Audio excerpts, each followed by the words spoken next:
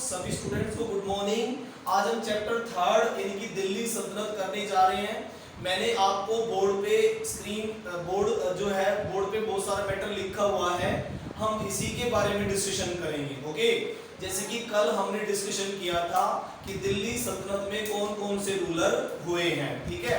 तो उनके बारे में देखो, हमने एक बोर्ड पे चार्ट बनाया हुआ है, आप देख सकते हो। बोर्ड पे एक चार्ट है, स्क्रीन में भी दिख रहा है। देखो कि सबसे पहले दिल्ली में जो शुरू हुए थे वो राजपूत डायनेस्टी के किंग थे, राजपूत किंग होते थे, ठीक है। तो राजपूत किंग में सबसे पहले जो दिल्ली पर रूल करने वाले थे तोमर राजपूत। कौन थे? तोमर राजपूत, ठीक है।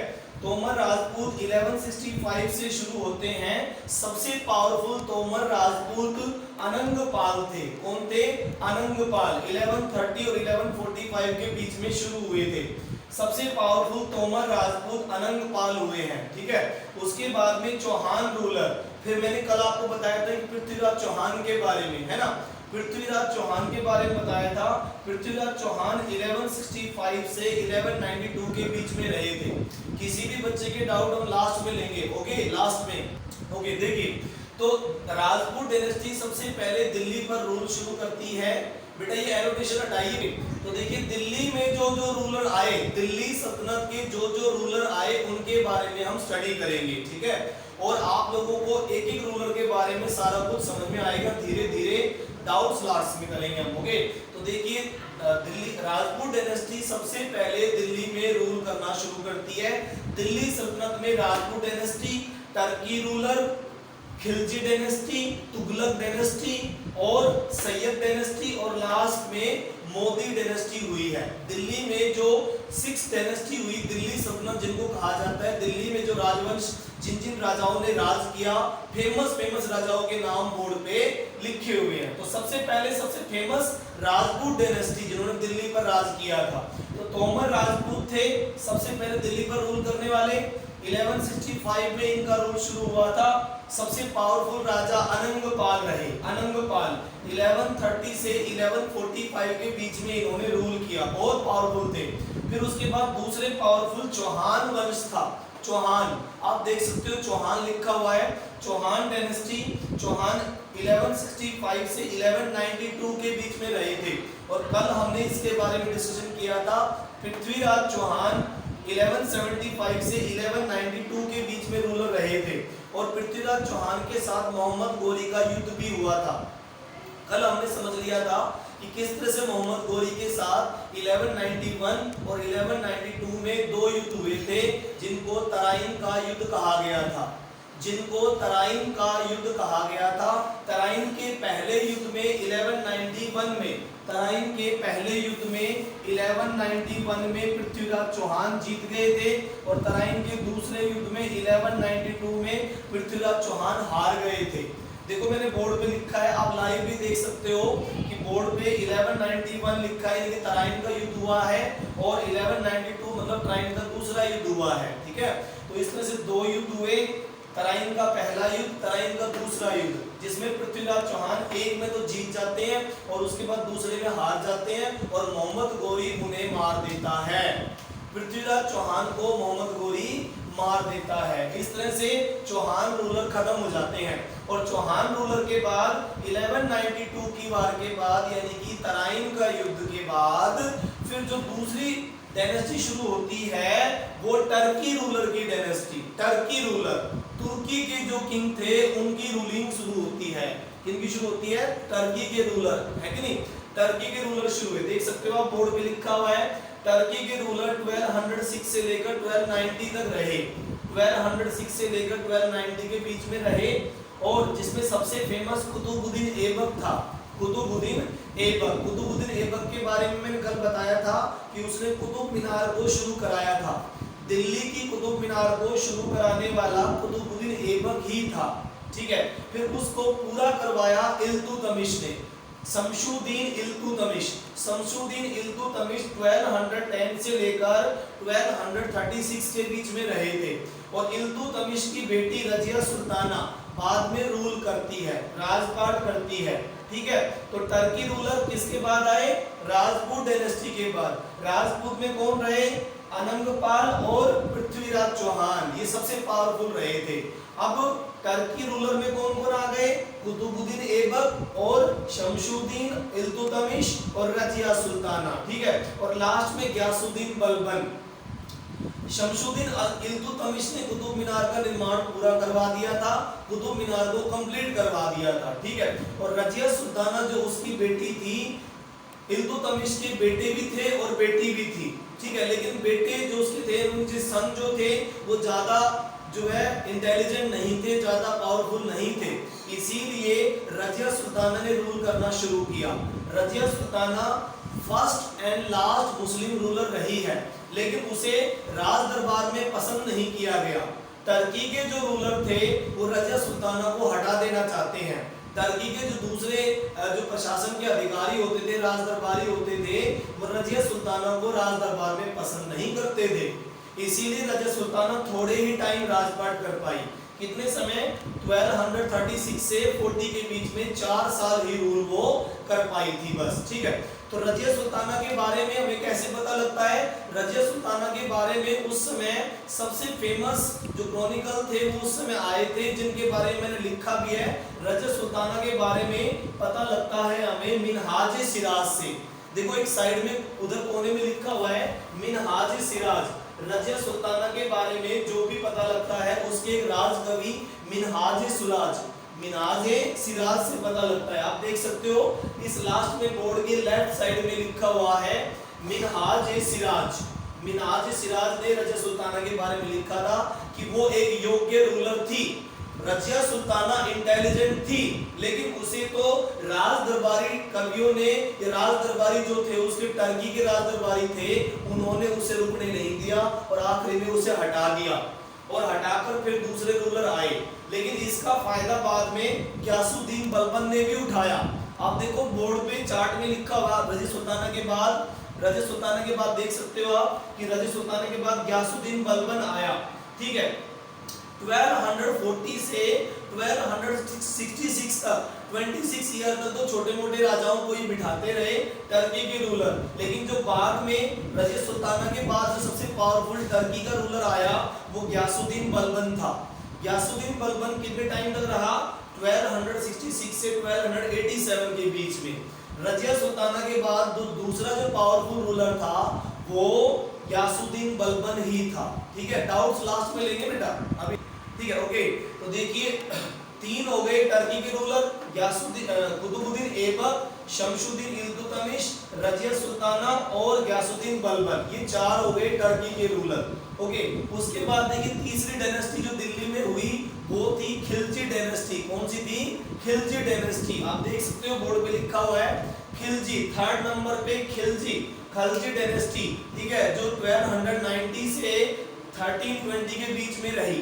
1290 से 1320 के बीच में रही, जिसमें सबसे पावरफुल जलालुद्दीन खिलजी थे, जलालुद्दीन खिलजी थे। पहले सुन लो बेटा आराम से। जलालुद्दीन खिलजी डायनेस्टी में सबसे पावरफुल रहे, ठीक है। जलालुद्दीन खिलजी 1290 से 1296 के बीच में रहे। 1290 से 1296 के बीच में जलालुद्दीन खिलजी रहे, खिलजी डायनेस्टी के रूलर। और फिर उसके बाद अलाउद्दीन खिलजी आ गए 1296 और 1316 के बीच में, ठीक है। तो जलालुद्दीन खिलजी बहुत पावरफुल रूलर थे।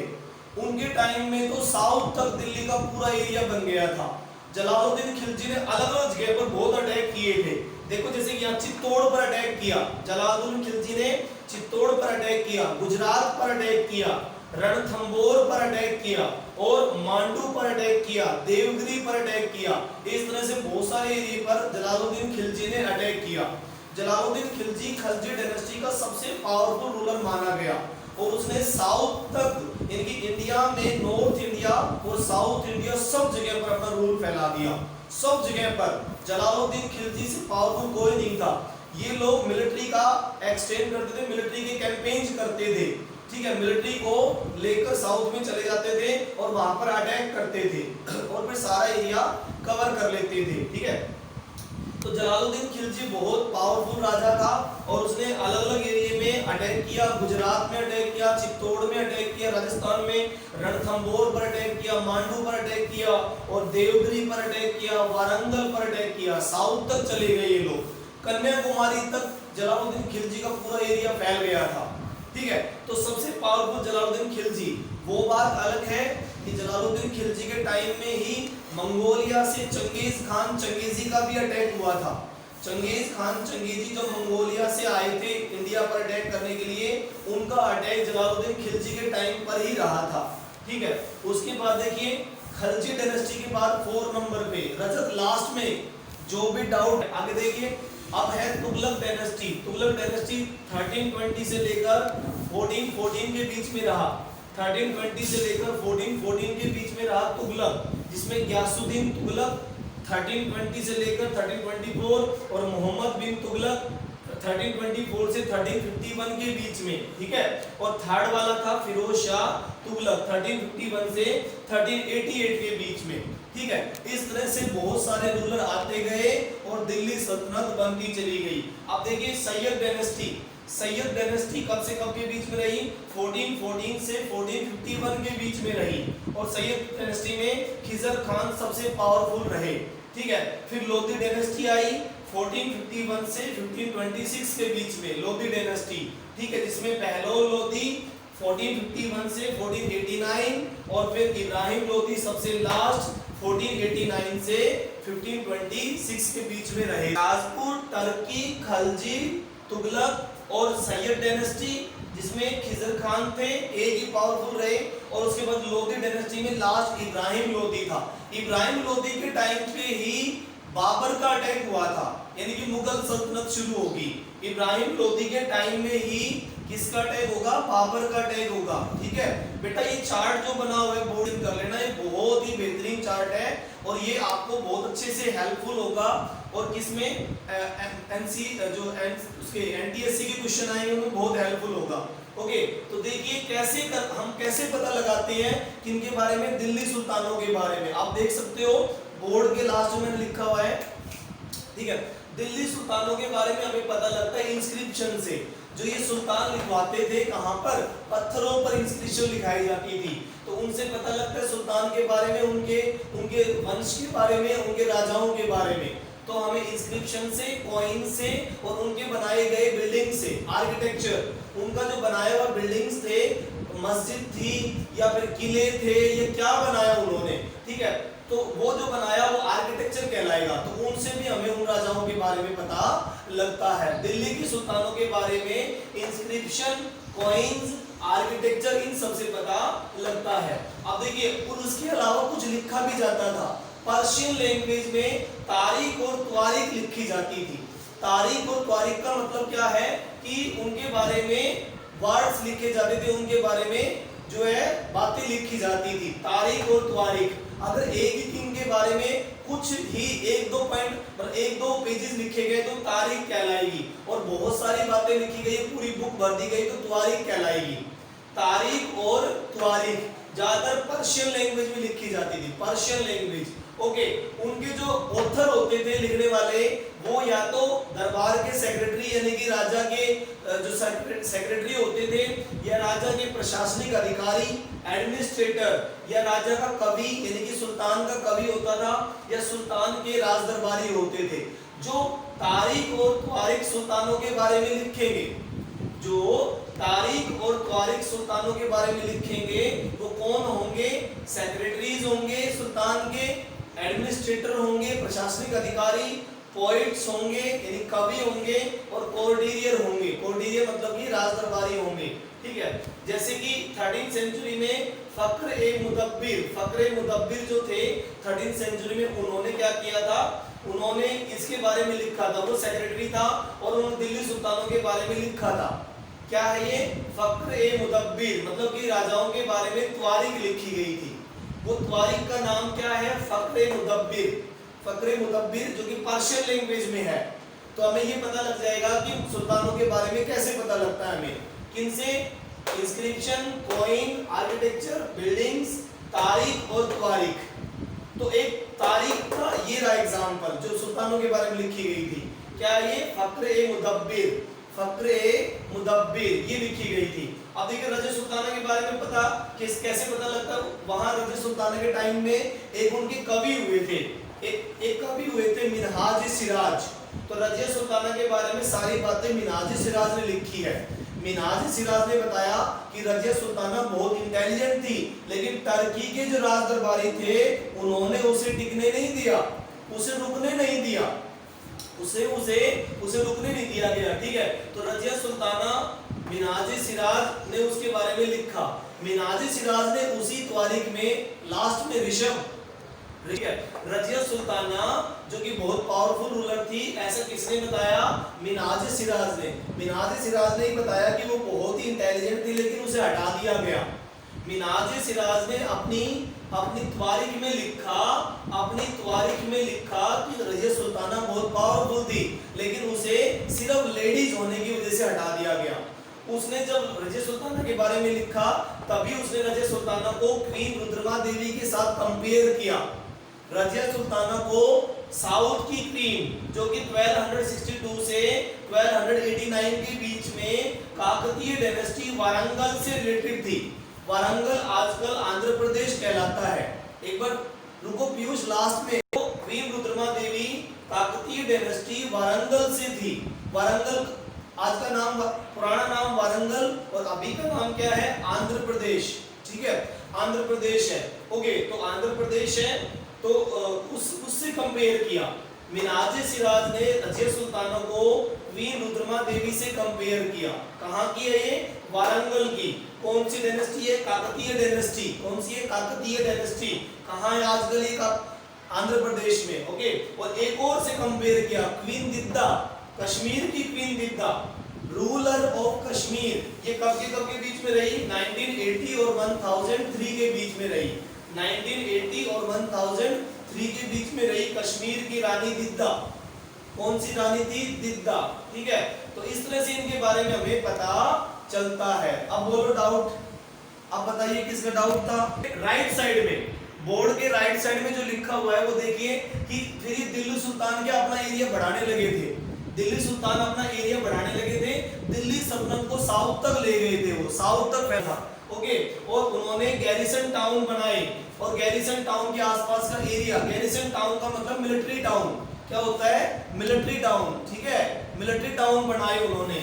यासी का डाउट बाद में, यासी का तो देखिए गैरिसन टाउन बनाए गए और गैरिसन टाउन के आसपास हिंटरलैंड बनाया गया। हिंटरलैंड का मतलब है कि गैरिसन टाउन यानी कि मिलिट्री टाउन के आसपास का एरिया कंट्रोल होने लगा। राजा जहां रहता था वहां किलेबंदी होती थी, और किलेबंदी को हम क्या कहते हैं? Garrison town. जहां पर किलेबंदी होगी वो गैरिसन टाउन होगा। ओके, तो आप देख सकते हो गैरिसन टाउन के बारे में लिखा हुआ है, और गैरिसन टाउन बहुत ही बड़े लेवल पे फोर्टिफाइड किया जाता था। किलेबंदी होती थी उसकी, राजा की सुरक्षा करने के लिए।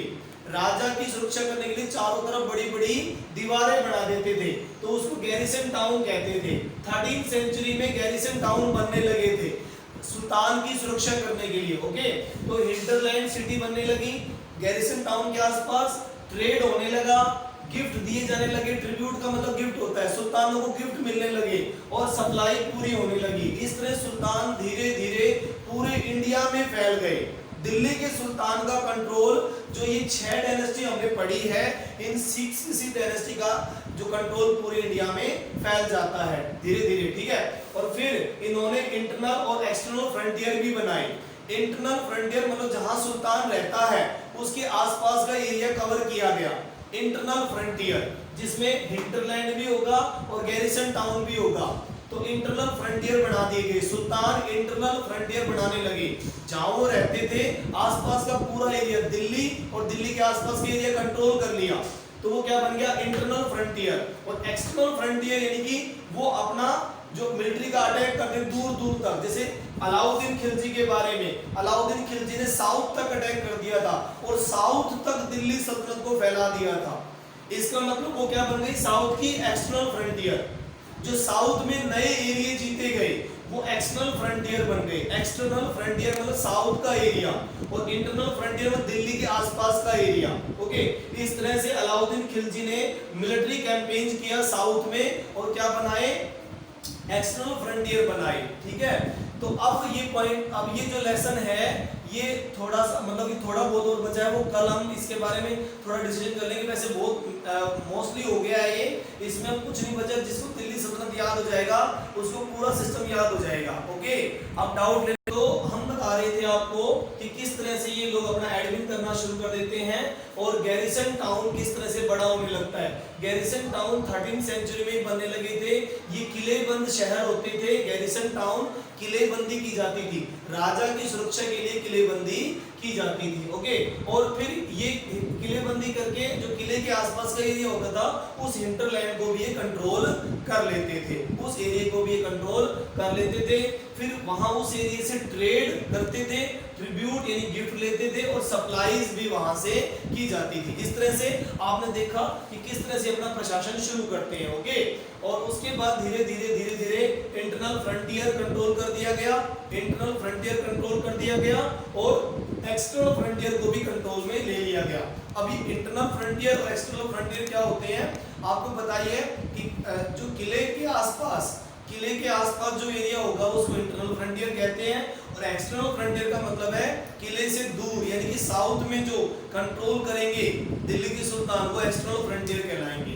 इस तरह से धीरे धीरे दिल्ली के सुल्तानों ने न केवल दिल्ली को कंट्रोल किया, दिल्ली के आसपास का नॉर्थ इंडिया कंट्रोल किया, बल्कि साउथ तक भी वो चले गए और पूरे भारत में दिल्ली सल्तनत को फैला दिया। ठीक है, इसके बाद आप इस लेसन में पढ़ पाएंगे इस लेसन में किस तरह से उन्होंने प्रशासन करना शुरू किया और वो किस तरह से प्रशासन में कैसे नंबर 1 हो जाते हैं और पूरे इंडिया पर दिल्ली का राज हो जाता है। तो इस लेसन में आपने पढ़ा अलग अलग रूलर्स के बारे में, Rajput dynasty, Turkey ruler, Khalji dynasty, Tughlaq dynasty, फिर उसके बाद में सैयद डायनेस्टी और लोधी डायनेस्टी। ठीक है, लोधी डायनेस्टी में याद रखना सबसे लास्ट में इब्राहिम लोधी है जिसकी वार पानीपत की पहली वार कहलाएगी बाबर के साथ में, बाबर के साथ उसकी वार होगी। ओके, तो आज के लेसन में आज के पार्ट में इतना ही, आज के लेसन में इतना ही। Thank you.